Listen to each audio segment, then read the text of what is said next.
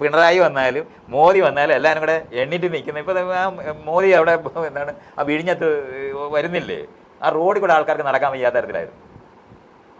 എന്ത് കാരണം കൊണ്ട് ഇത് ഒരു തനലി വരുന്നേ, ഒരു വോട്ട് കൂടുതൽ കിട്ടിയത് കൊണ്ട് മാത്രമാണ് ഈ വരുന്നത്. രാജാവ് വരുന്ന പോലെയാണ് ഈ ഇവന്മാരെല്ലാം വന്നോണ്ടിരിക്കുന്നത്. രാജാവിന് പകരം ഭരിക്കാനല്ല ജനപ്രതിനിധികളെ നമ്മൾ എടുക്കുന്നത്. ഇതിങ്ങനെ തന്നെ ചെയ്തുകൊണ്ടിരിക്കുകയാണ്. ഇതൊക്കെ അഴിക്കാൻ വേണ്ടിയാണ് ഇവന്മാരെ ജനപ്രതിനിധികളാക്കിയത്. ജനപ്രതിനിധി എൻ്റെ പ്രതിനിധിയാണത്, എന്നെ ഭരിക്കാനല്ലത്. ഞാൻ ഗവൺമെന്റ് എന്ന് പറഞ്ഞ പണ്ട് രാജാവായിരുന്നു. രാജാവിന് പകരം കുറച്ച് അവന്മാർ കയറി രാജാവിന് പകരം ഭരിക്കുന്നു എന്നുള്ളതാണ് ഇപ്പോൾ സംഭവിച്ചുകൊണ്ടിരിക്കുന്നത്. ഇതുകൊണ്ടാണ് അതങ്ങനെ തന്നെ തുടരുന്നത്. ജനാധിപത്യത്തിൽ ഭരണമില്ലടൂ.